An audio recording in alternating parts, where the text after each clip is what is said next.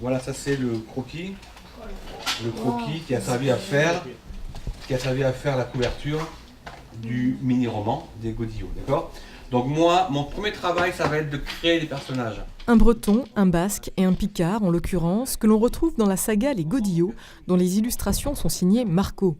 De passage à Metz, le dessinateur d'origine bordelaise s'est arrêté au lycée Schumann pour parler de son travail aux élèves de première et de seconde et tenter de les captiver sur un sujet plus que jamais d'actualité, la Grande Guerre. J'arrive à captiver pendant 1 heure et demie des élèves qui, a priori, mis à part l'histoire de Nabila, s'en fichent complètement, quoi. Bon, c'est pas général, je dirais, mais voilà. Ce que j'aime, c'est la pétillance dans leurs yeux quand je leur raconte mes histoires. Et voilà, le propos des Godillots, c'est d'amener cette histoire-là avec un petit peu de décalage pour la rendre accessible et même digérable. Une légèreté de ton qui pour autant n'évince en rien l'horreur d'un conflit sur lequel le dessinateur s'est extrêmement documenté. Pour que ma fiction soit de plus en plus crédible, la plus crédible possible, il faut que derrière je sois assis d'une manière historique parfaite. Voilà. Je considère qu'on peut jouer de la perspective que si on la maîtrise parfaitement.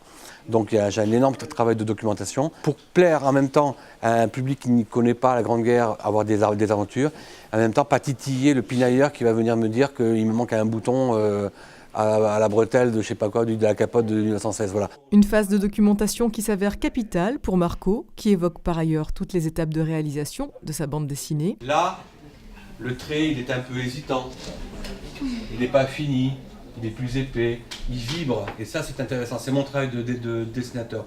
C'est de rendre ces choses-là qui sont en 3D tout à fait froides et de les rendre vivantes. Autant de conseils avisés pour un auditoire qui n'est pas forcément familiarisé avec le 9e art. Quand on fait le travail en amont sur la venue de l'auteur, ils sont vierges, pour ainsi dire, ils ne savent pas très bien ce qui les attend.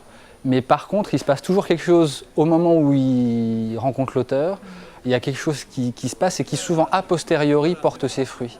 C'est-à-dire voilà, là ce matin, suite à la rencontre, on voit un élève qu'on ne voit jamais ici, qui ne lit pas et qui veut emprunter les 3 tomes de la bande dessinée par exemple. J'ai trouvé ça très intéressant parce qu'il nous a informés sur des choses que je ne savais pas vraiment. Donc j'ai trouvé ça vraiment intéressant et je pense qu'on devrait tous lire ces bandes dessinées.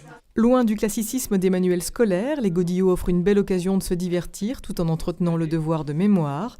3 volumes vous attendent en librairie, tandis que Marco planche d'ores et déjà sur le 4e, qui devrait très certainement vous emmener sur la voie sacrée. Le valeureux soldat qui fait face à la mitraille.